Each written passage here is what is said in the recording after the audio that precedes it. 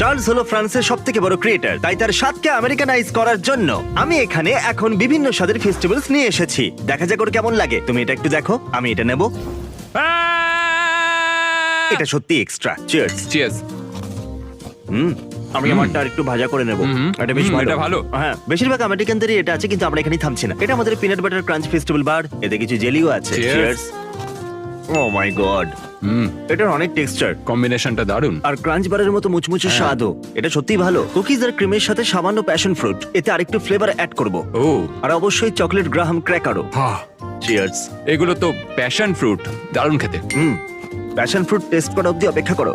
ও আরে সত্যিই ভালো। স্ট্রবেরি হুইপড ক্রিমও আছে, বার্থডে কেকের মতো স্প্রিংকেলও ছড়ানো। ফেস্টিভ্যালস বার্থডে কেক বার। এটা একদম আমেরিকানদের মতো, তাই না? এটা কিন্তু প্রায় আমেরিকানদের মতোই, দেখেছো? দারুণ।